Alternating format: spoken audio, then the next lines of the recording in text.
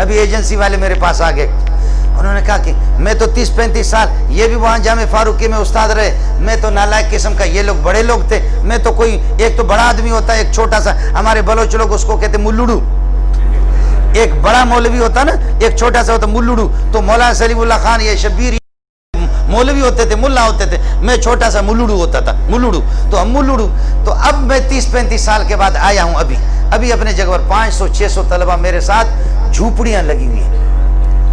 किसी तालिब इल्म ने 80,000 में, किसी ने लाख में, किसी ने 1.5 लाख में अपने कमरे बनाए। सुना है कभी इस तरह? खेमे अपने लगाए, बिल्कुल आप देखेंगे कहेंगे अफगानिस्तान की कोई बस्ती है। वल्लाह वहां पढ़ रहे, वजीफा, रियायत, सहूलतें कुछ भी हमारे इस्तिलाह में भी नहीं है। एक तबलीगी ने 20-22 हज़ार का एक छपरा लगा करके मुझे दिया, मैंने 20-25 लड़कों को, 10-15 लड़कों को वहां तर्जमा कुरान पढ़ाना शुरू कर दिया। आज सैकड़ों क्लास में जगह नहीं होती। अल्लाह के फजल करम से खुदा ऐसे खिला रहा पिला रहा। एजेंसी वाले आ गए, वो रोजाना नाजिम, एक दिन दाढ़ी वाले 2 एजेंसी वाले आ गए, बड़े अच्छे लोग थे। कहने लगे मौलाना, मैंने कहा जी, कहते आपका नाम सुना है, आप बड़े मौलवी हैं। मैंने कहा बस लोग कहते होंगे। कहने लगे मौलवी साहब आपको कौन ये फंडिंग कौन करता है, कौन आपको? मैंने कहा अमेरिका देता है।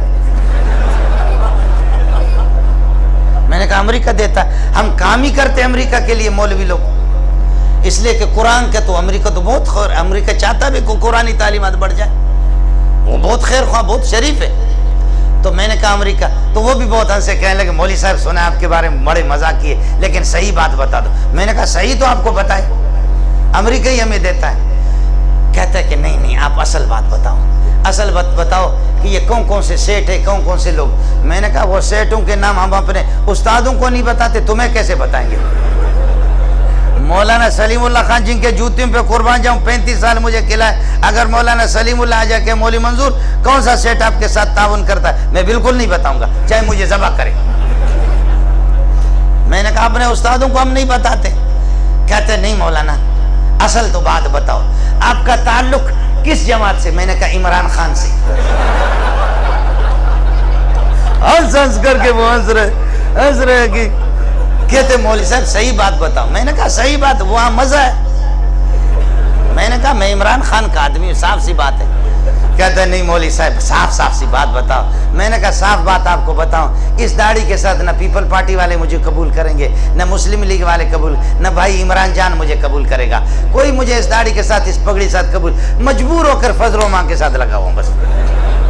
फजल मांग की जमात में जुड़ गए, मजबूरी हमारी, वरना जी चाहता कि इमरान खान की जमात में चले जाए, जी चाहता कि इमरान खान की जमात में चले जाएं। है सहूलतें हैं जी, वहाँ सहूलतें, समझे? आप समझ नहीं रहे। हंस हंस करके कहते कि मौली साहब नहीं आप बताओ ये 600 असातिज़ा कितने? मैंने कहा मुलाजिम असातिज़ा 40 तक पहुँचते, इनकी तनख्वाहें कहाँ से? मैंने कहा बताएं अमेरिका देता है। कहते नहीं नहीं आप साफ साफ बात पता। मैंने कहा अल्लाह की कसम हमें मालूम नहीं है। मैंने कहा कल की बात आपको बता रहा हूँ, तलबा ने मुझे पर्ची दे दी, दौर हदीस में कहा उस्ताद जी खुद जलसों में जाते हो, मुर्गा टिक्का पुलाव खाते हो, बिरयानी खाते हो, और हमारी दाल सुबह भी दाल शाम भी दाल, सुबह भी दाल शाम भी दाल, सुबह भी दाल शाम भी दाल। उस्ताद जी कुछ तो खुदा का खौफ करो। मुझे पर्ची दी, मैंने कहा वल्लाह मेरे दिल पर चोट लग गई। उन्होंने कहा उस्ताद जी दाल ही दाल खिला रहे। मैं जा करके दोपहर को 12:30 को खाना खा करके सो गया। मैं जोर के लिए उठा तो देखा बोरची खाने के साथ 2 गायें बंधी हुई है।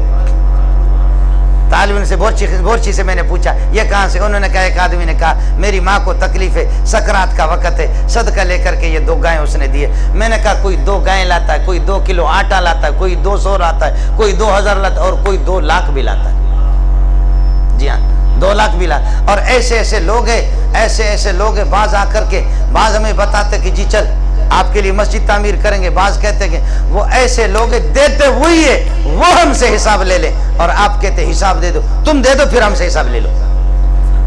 हुकूमत हमें दे दे, फंडिंग करे, फिर हमसे हिसाब ले ले, समझे? हमारे एक आदमी लकड़ी तोड़ रहा था, उठा उठा करके कुल्हाड़ा लकड़ी को मार रहा है, इधर से डज, और उधर एक बैठा हुआ था, कहते हैं ये कहते इधर डज, वो कहते हैं ये कहते डज, वो कहते हैं, कहते बाबा लकड़ी मैं तोड़ रहा, तू ही क्यों कर रहा है?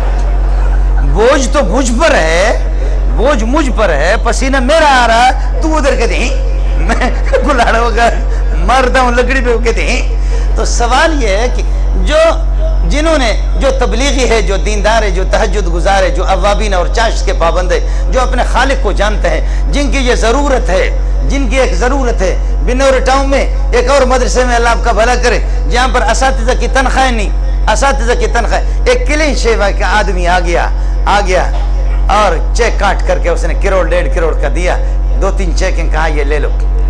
उस्तादों ने, लोगों ने कहा अल्लाह के लिए अपना नाम बताओ। उसके आंसू आगे रोने लगे, कहने लगे मेरे नाम न पूछो, ये मेरा पत्ता है, ये मेरा पत्ता है, ये मेरा टेलीफोन नंबर है। मैं तुम लोगों पर एहसान नहीं कर रहा, मैं जानता हूं जब तक ये मुल्ला, ये तबलीगी मौजूद है, उस वक्त तक आसमान और सूरज का निज़ाम बरकरार है। ये पैसे मैं आपके मदरसे चलाने के लिए नहीं दे रहा, मैं इसलिए दे रहा हूँ मेरा खालिक मेरे मुल्क की हिफाजत करे।